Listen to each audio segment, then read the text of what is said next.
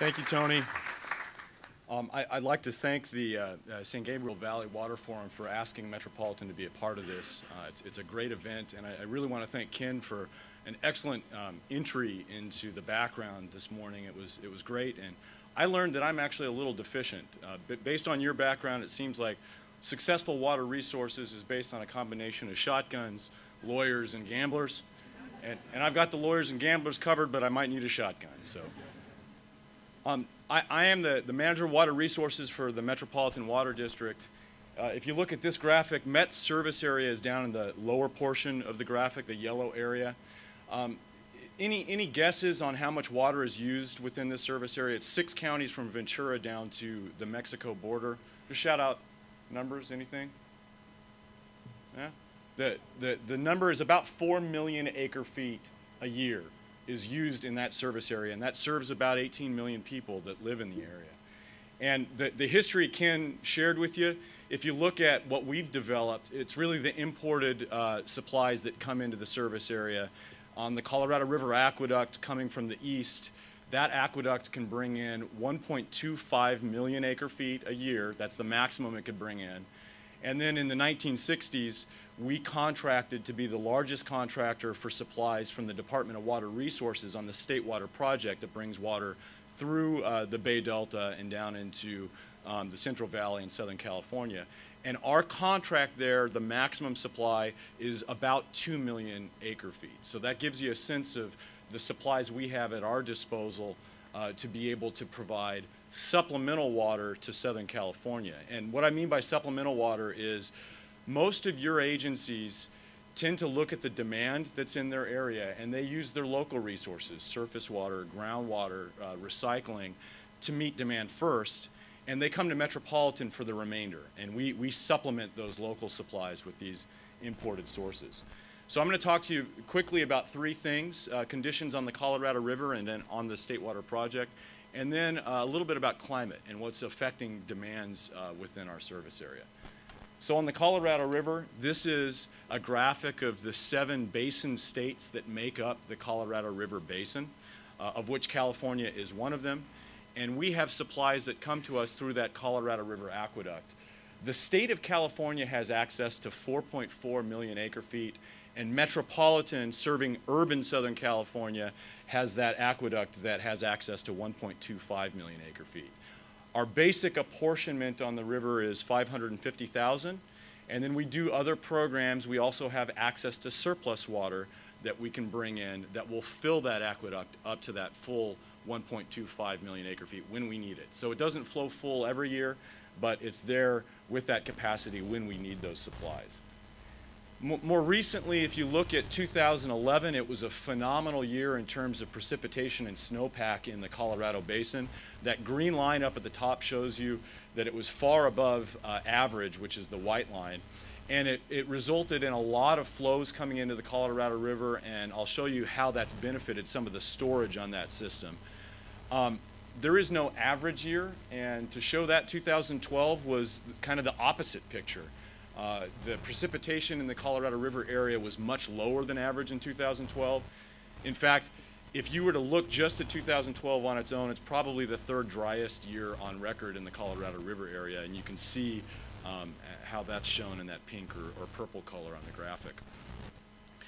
So this is a graphic of Lake Mead over the last decade or so, and what it shows is, one, the impact of a pretty historic drought in the early part of the 2000s. And it also shows you how one year can make a huge difference in terms of 2011 being that kind of bumper crop of water supply coming into the Colorado area, a huge rebound in Lake Mead elevation, and the blue part is showing you that we're projecting through the end of the year it's going to decline a little bit. The lines that are on this graphic, the red line at the bottom is a shortage line, which means that in the lower basin, if Lake Mead were to drop below that line, there would be shortage allocations among the states. With California having the senior rights, California is relatively protected under those shortage scenarios.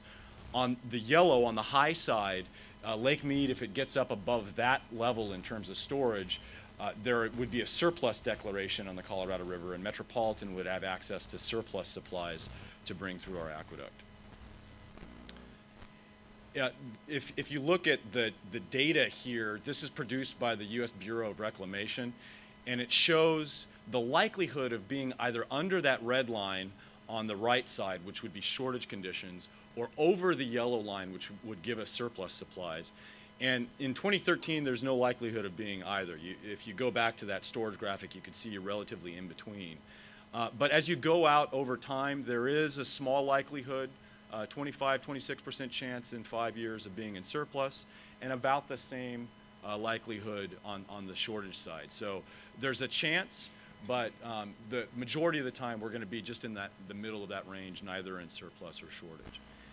And so this is a cartoon of our aqueduct, and it shows you that our basic apportionment fills in that first 550,000 acre-feet of the aqueduct.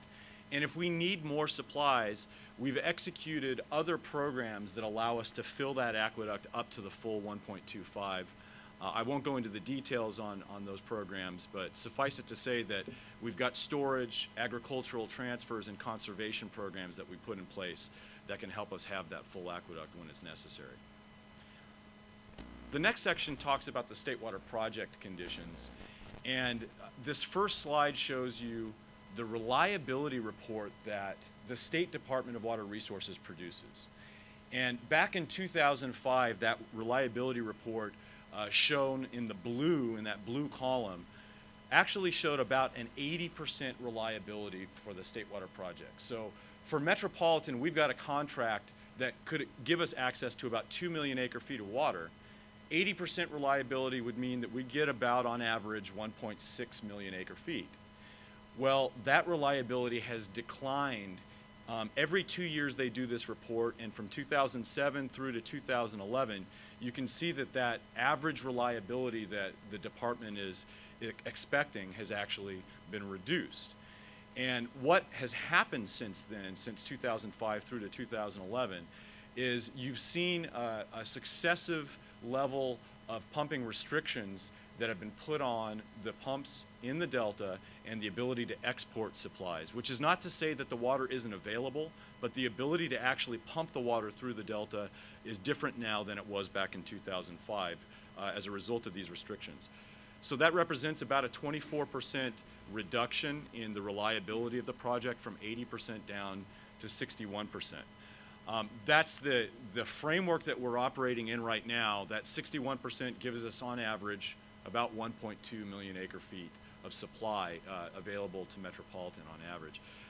Later today, we're going to have a presentation that talks about some of the things that are being done to improve this in the future. Kurt Schmoody from Metropolitan will be here, and he'll talk to you about that.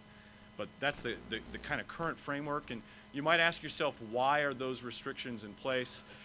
This graphic shows you that there are a series of species that are focused for protection in the Delta, and the way that those species are being protected is by reducing the pumping that occurs at certain times of the year. There are restrictions in place from January through to June, and also in October through December, that start to reduce the amount that you can pump. The summer period is really the period where you can focus on much more pumping, and that reduces the window that you're able to export supplies.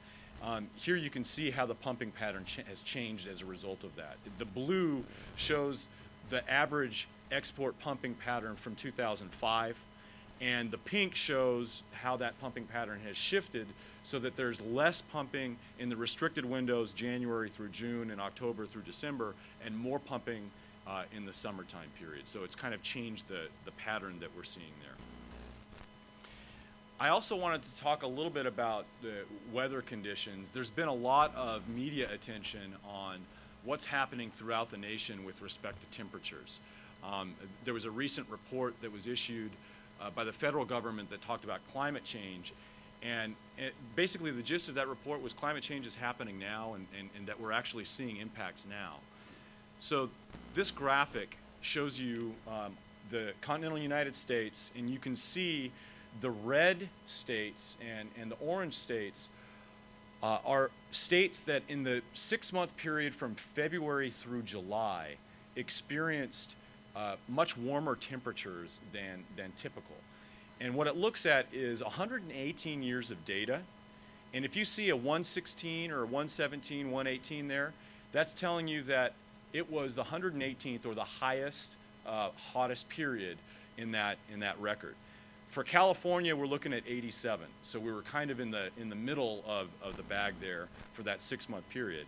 And I'm going to show you just a couple of quick graphics for our service area to contrast that as compared with the nation. In our service area, things have been relatively moderate. And this shows you the monthly average maximum temperatures from January of 2010 through July of 2012. And for San Bernardino, you can see the last year or so has been up and down, but before that, relatively cool. San Diego, Los Angeles Civic Center. What you see in red are the summer months of June, July, August, and September. July in Los Angeles was the coldest July on record back to 1906. And Newport Beach down in Orange County. So a smattering of areas around our service area, consistently cooler than average temperatures over the last 3 years, which has had an impact on the demands that we're seeing in our service area. That combined with economic conditions and investments in conservation activities have really reduced demands over this last few years. Which leads to the final graphic I've got for you. Our storage, the access that we have to storage for a dry year to be able to shore up reliability is going to be ending 2012 at the highest level that we've seen in the history of Metropolitan. We've got a total of about 5 million acre-feet of storage access, and we'll be ending this year at about 2.8 million acre-feet in that range. So pretty good conditions, even though we've had a series of trying years in the last couple of years. That's all I have. Thank you very much.